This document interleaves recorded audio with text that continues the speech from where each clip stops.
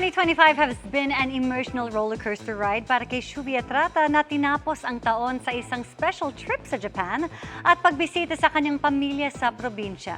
At ngayong nakabalik na si Shuvi, ano-ano na kaya ang mga aabangan sa kanya? Makichika kay Athena Imperial. Mula sa kanyang snowy holiday sa Japan, back to work na si PBB Celebrity Collab Edition ex-housemate Shuvi Etrata.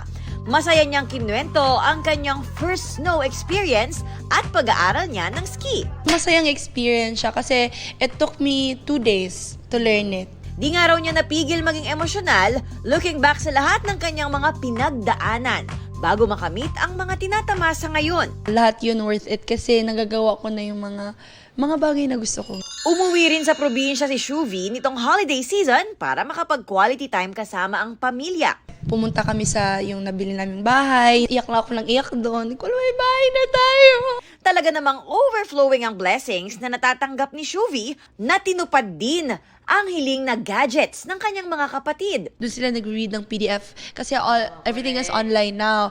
So, it's a really great tool for, for your studies or education. Extended pa ang blessing sa kanilang mga kapitbahay sa General Santos City na nilibre niya naman ng sine. Kasi syempre, first movie ko to. Yung mismong mall na yon, doon kami nanonood nung nakatira pa ako sa Jensen. So, sabi ko talaga dapat doon tayo manood ulit para mabalik ko. Pero ako na maglibre sa lahat.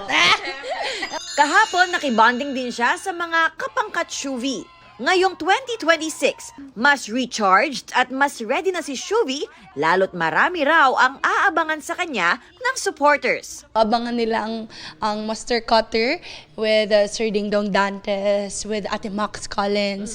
I'm with my bebe Charlie Fleming. So abangan nila yun and Huwag Kang Titingin showing na this year. And then we're gonna do vertical series, movies. Athena Imperial updated sa Showbiz Happenings.